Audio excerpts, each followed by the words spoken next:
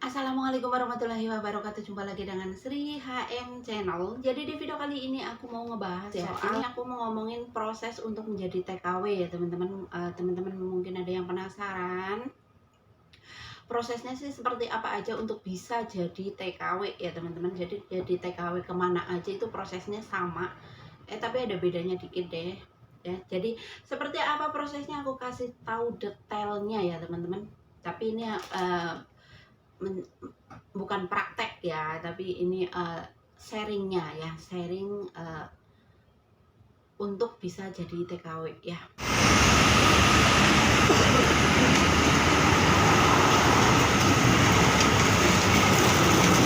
Oke ya teman-teman, jadi untuk bisa menjadi seorang TKW itu sangat mudah banget ya teman-teman. Sangat mudah, sangat simple kayak gitu ya. Dan yang paling pertama adalah teman-teman itu harus sehat ya.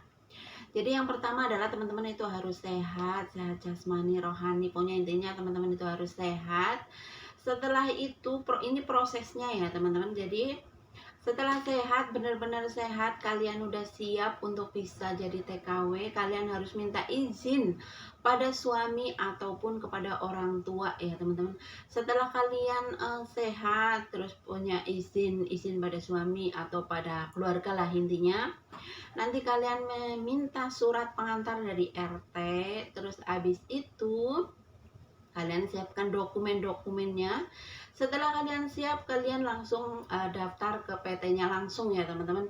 Jadi kalau misalnya kalian punya kenalan ya tanya pada kenalan kalian PT di mana yang amanah, yang benar-benar menyalurkan tenaga kerja ke luar negeri ya. Jangan asal, karena apa?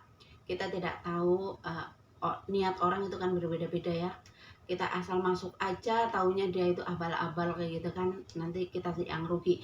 Jadi alangkah baiknya kita harus punya info dari orang-orang terlebih dahulu ya teman-teman.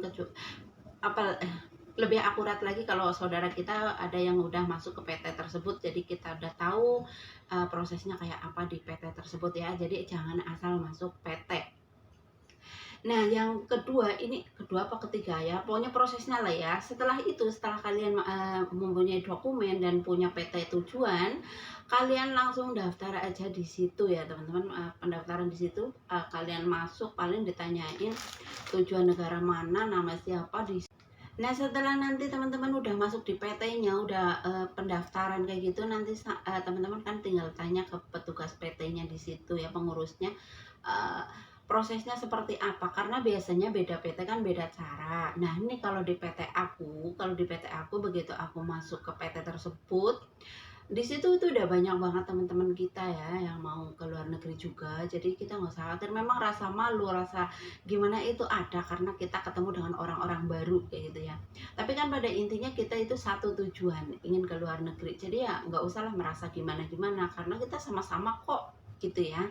Kita sama-sama, walaupun dia udah lama di PT, tapi bukan berarti dia adalah senior, karena kita memang bayar lah ya, kita kan bayar. Begitu kita udah di luar negeri, kita otomatis juga kena potongan. Jadi kalian jangan pernah mau dianggap anak baru nanti diginiin, jangan ya. Walaupun kita itu memang baru di situ, tapi bukan berarti kita dibedakan, enggak, semuanya sama ya teman-teman. Nah terus nanti di situ teman-teman itu diajak medikal ya sama PT-nya. Medikal itu kita periksa dari seluruh badan ya, kesehatan kita ya. Pertama adalah periksa mata kita juga diperiksa, apakah kita bisa melihat dari jarak jauh kayak gitu kan. Terus dari jarak dekat kayak gitu kita diperiksa matanya ya teman-teman. Diperiksa mata, terus diperiksa seluruh badan, apakah kita punya bekas luka. Diperiksa seluruh badan, apakah kita punya bekas luka apa enggak gitu ya. Karena kalau ada bekas luka berarti kan dia ada riwayat sakit, intinya kan seperti itulah ya. Terus kita juga diperiksa ronsen ya, di ronsen apakah aku punya penyakit dalam atau tidak, intinya seperti itu. Terus setelah itu biasa kalau air kencing itu biasa lah ya, itu udah biasa.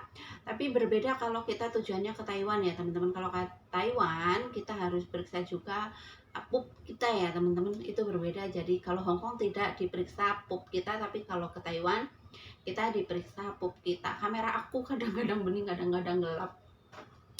Jadi seperti itu ya teman-teman. Syarat untuk menjadi TKW itu memang ya menurut aku mudah tapi nggak mudah.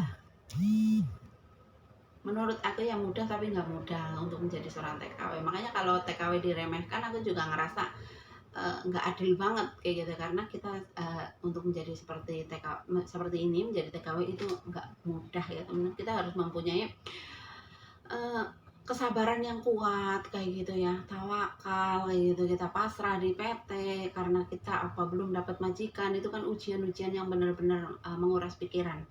Kalau misalnya teman-teman hasilnya fit dari hasil medikal, kalian itu langsung diterima dan langsung dimasukkan ke PT. Ketika kalian medikal itu tanggung jawab dari PT-nya ya teman-teman. Nanti ada yang pemberitahuan dari pengurusnya apakah kalian fit hasilnya atau ada penyakit atau apa, pasti akan ketahuan.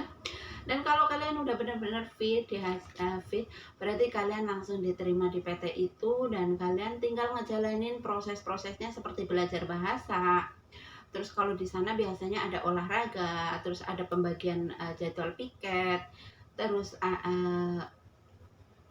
masak, ya piket masak kayak gitulah ya. Pokoknya ya kegiatan di PT itu ya kita belajar bahasanya, terus melakukan aktivitas ya kayak olahraga, karena biasanya kalau di PT itu jadi gemuk banget ya, pada gemuk-gemuk banget kayak gitu. Yang penting itu kalian berperilaku baik ya, karena ya namanya di PT kayak gitu kan, gimana sih intinya seperti itu ya teman-teman. Cara untuk menjadi TKW itu sangat mudah tapi juga ada kesulitannya ya teman-teman. Kesulitannya bagi aku itu pikirannya jadi kayak gimana kayak gitu, apalagi kalau belum dapat majikan ya kan. Jadi prosesnya sih kalau menurut aku simple kayak gitu kan, tapi ya itu kesabarannya yang diuji banget kalau untuk menjadi TKW ya teman-teman.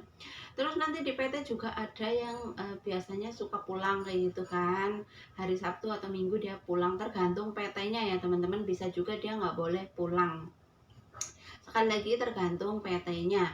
Dan prosesnya memang cuma seperti itu ya. Jadi kalian fit, hasil fit kalian masuk PT, belajar yang benar di situ, berdoa, berikhtiar biar kalian itu cepat dapat majikan. Karena dapat majikan itu jadi foto profil kita atau ya biodata kita dikirim ke negara tujuan ya teman-teman. Nanti di sana akan dipilih sama majikan-majikan yang mau memilih kita. Jadi kita benar-benar menunggu dapat majikan kayak gitu ya teman-teman. Jadi kalau kita nasibnya baik ya kita cepat dapat majikan.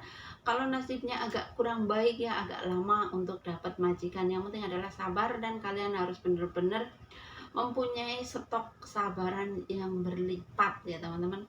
Jadi untuk teman-teman semua yang ingin jadi TKW seperti itu ya, syarat untuk jadi TKW simpel lah ya, menurut aku simpel, cuman ya itu butuh kesabaran yang benar-benar dan ketekatan yang kuat. Jadi seperti itu ya teman-teman syarat untuk jadi TKW. Semoga bermanfaat video ini. Semangat selalu, kayo. Orang lain bisa, kita juga pasti bisa.